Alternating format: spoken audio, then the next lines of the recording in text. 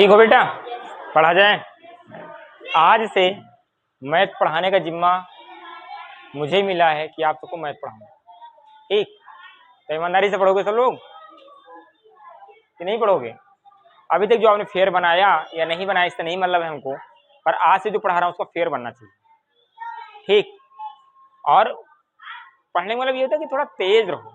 अलग से पैसा खर्चा करते हो, अलग से समय खर्चा करते हो, अलग से एनर्जी खत्म करते हो, तो अलग से जानकारी भी होना चाहिए। अगर आप सभी के बराबर में जानते हो तो भाई गलत चीज है ना, सभी के बराबर में ही जानते हो आप, फिर गलत चीज है, कोई मतलब ही नहीं। समझे कि नहीं? तो आपको अलग से जानना। तो आप लोग पढ़ने वाले बच्चे हो, आपके अंदर पढ़ने का मन कर रहा है, सरस्वती जी कहीं ना कहीं आपके दिमाग में वास कर रहे हैं, तभी आप लोग पढ़ रहे हो। अन्यथा कहते हैं हम नहीं पढ़ेंगे, क्या पढ़ा रहे हैं, कैसे है क्या नहीं, वो चीज है। और मैं तुरंत नहीं किसी को पढ़ाना शुरू करता हूँ। तुरंत कोई आया मरीज तो उसको ये नहीं कि तुरंत लाओ सुई लगा दें सही हो जाएगा। मैं थोड़ा देखता हूँ पढ़ने का मन कर रहा है कि नहीं कर रहा है, तब मेरा भी मन करता है कि पढ़ाऊँ इसको मन से। तो इतना बैच पढ़ा आपका कक्षा 8 में, मैं कभी पूरा खत्म नहीं हूँ किताबों का, क्योंकि पढ़ते ही नहीं है सब लोग, कहाँ से खत्म हो पाएगा। लेकिन मैं आशा करता हूँ कि आपका ये बैच द बेस्ट बैच रहेगा क्लास 8 का, और भविष्य में अगर पढ़ोगे तो फिर से भी हम ही पढ़ाएंगे और बहुत बढ़िया पढ़ाएंगे। ठीक, नहीं कहना चाहिए लेकिन मैं खुद कहता हूँ बहुत बढ़िया पढ़ाऊंगा आपको। ठीक है बेटा, क्योंकि ये सब चीज़ें सब लोग 10वीं में शुरू करते हैं, मैं आपको कक्षा 8 में पढ़ा रहा हूँ, तो भाई बेहतरीन चीज़ है। कक्षा 10 में आप कक्षा 10 की बातें जानोगे, कक्षा 11 की बातें जानोगे। ठीक बेटा, तो आपका जो चैप्टर का नाम है लेसन 5 क्या है? हाँ, लेसन ये है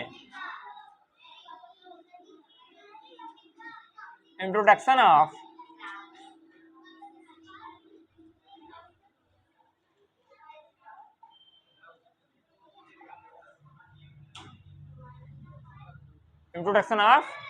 ग्राफ। ग्राफों का परिचय बहुत ही बेस चीज दिया गया है, और यही बेस चीज जब आप समझ जाओगे तब जब आप बड़े क्लास में जाओगे फिर आपको कोई दिक्कत नहीं होगा। अरे मैं तो जानता हूँ, ये क्या है, तो निर्देशांक है, ये क्या है, तो अच्छी की बात की जा रही है, ये क्या है, तो मूलबिंदु की बात की जा रही है, ये क्या है, तो कार्तीय तल है, तो मुझे पता ही है। इससे नया चीज क्या है? अब नया चीज बताइए हमको, सवाल बताना शुरू करिए, हमको समझाइए मत। समय बचेगा कि नहीं बचेगा? जो आपके बड़े क्लास में हैं, आए हैं कक्षा 10 वाले, उनको भी यही समझ नहीं आ रहा है। अक्ष क्या है, हॉरिजेंटल क्या है, वर्टिकल क्या है, यही नहीं समझ में आ रहा सर। ठीक है बेटा, तो इसमें होता क्या है बेटा, शुरुआत जो होता है आपका ये यहां से होता है। क्या कहते हैं इस रेखा को? खड़ी रेखा, वाई एच। क्या कहेंगे? वाई। अब जो नहीं जानता तो पहले खड़ी पड़ी बताऊंगा, उसको मैं कहूंगा ये हॉरिजेंटल है, ये वर्टिकल है, ये वाई एच है, कहेगा क्या पहले ना आएगा पहाड़ा।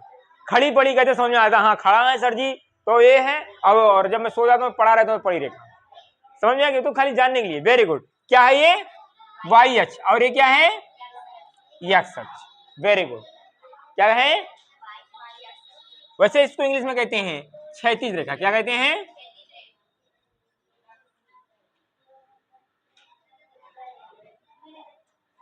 क्षैतिज रेखा। क्या होता है?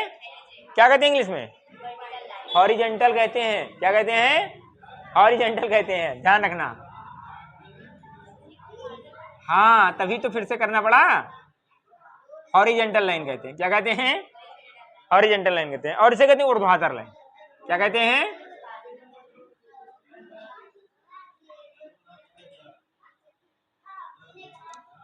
इसे कहते हैं बेटा वर्टिकल लाइन। अब तो नहीं बोलोगे? क्या कहते हैं? वर्टिकल। हॉरिजेंटल हमेशा, क्षैतिज हमेशा, जैसे परछाई कहते हो, वो नीचे फर्श पर बनता है, जमीन पर ही बनेगा। परछाई हमारा कहाँ बनेगा? जमीन पर ही तो बनेगा, कि जाके वहां छत पर बनेगा? छत पर नहीं बनेगा, कहाँ बनेगा? जमीन पर बनेगा। ठीक है, जो आपने कहा अगर गणित में कहे आपके तो इसे कहते हैं बेटा एक्स अक्ष। क्या कहेंगे? ध्यान रखना। और इसे कहेंगे वाई अक्ष। राइटिंग समझ में आता है कि और हाथ रोक के लिखिए, समझ में आ जाता ना? ठीक है, एक्स अक्ष। और यहां पर बेटा 0 0 होता है। क्या होता है? 0। क्या होता है? 0। इसे कहते हैं मूल बिंदु। क्या कहेंगे?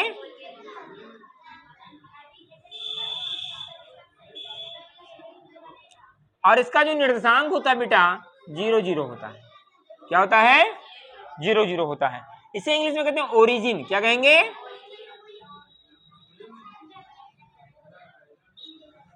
ओरिजिन कहेंगे। यहां पर ये एक्स अक्ष हो गया, तो इधर वाला क्या हो गया? ये एक्स डैश हो गया। क्या हो गया? एक्स डैश अक्ष। और ये क्या हो गया? वाई। अब इसलिए वाई डैश कहा गया, एक्स अक्ष कहा गया कि यहाँ पर एक्स को नाम दिया। मान लो एक्स यहाँ भी दे देंगे तो कैसे पता लगेगा दूसरा चीज, है ना? क्यों क्यों दूसरा नाम दिया गया? क्योंकि बेटा एक्स अक्ष पर जो होता है सब पॉजिटिव में होता है। 1 2 3 4 5 6 7 8, है ना? और यहाँ पर जो होता है बेटा, इस पर जो होता है ये सब माइनस में होता है। इसमें होता है -1 -2 -3 -4 -5 -6 -7 और डॉट डॉट, ये अनंत तक जाएगा इधर भी, और ये भी अनंत तक जाएगा, है ना? यहां पर क्या होगा बेटा? ये क्या होगा? +1 1 2 3 4 5 6 7 डॉट डॉट इनफाइनाइट। ये भी क्या होता? प्लस में होता 1 2 3 4 5 6 7, है ना, 8, जो भी है, सो ऑन। और यहां पर क्या होगा बेटा? 2 3 4 5 6 7 8 -1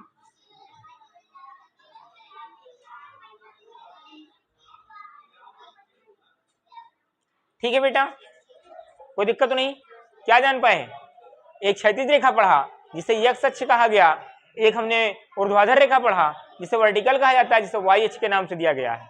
इसके दाहिने साइड में एक्स अक्ष और इधर एक्स डैश अक्ष, ऊपर वाई अक्ष और नीचे वाई डैश अक्ष। वेरी गुड, समझ में आया?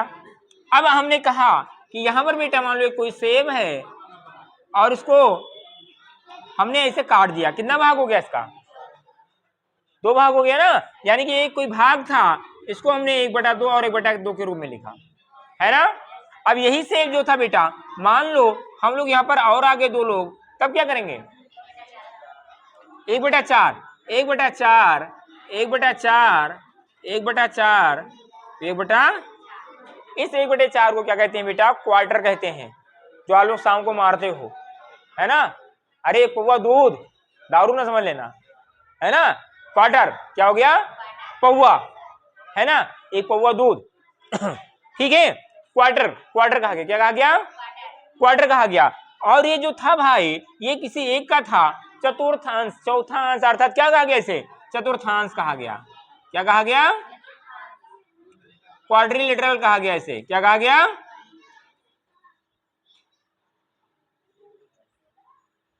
चतुर्थांश कहा गया।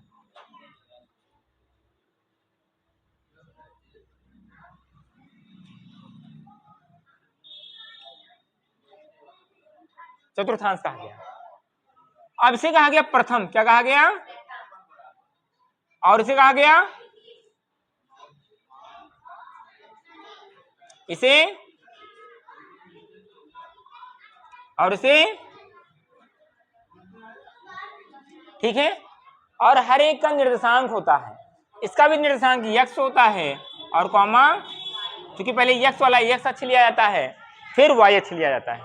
ठीक है बेटा, तो x का मान हो गया, अर्थात x का मान क्या हो गया? यहाँ पे ये सब प्लस में है और ये भी क्या है? प्लस में है।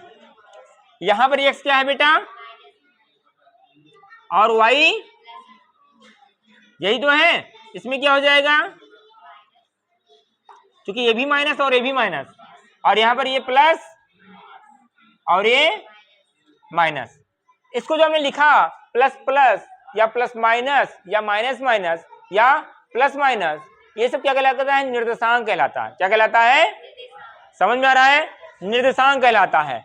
क्या होता है बेटा? इसे निर्देशांक कहते हैं। अब कहा जाएगा बेटा ये बताओ, प्रथम चतुर्थांश में निर्देशांक क्या होता है? Plus plus. अब पहला प्लस किसका है? x का है। दूसरा प्लस किसका है? y का है। Very good.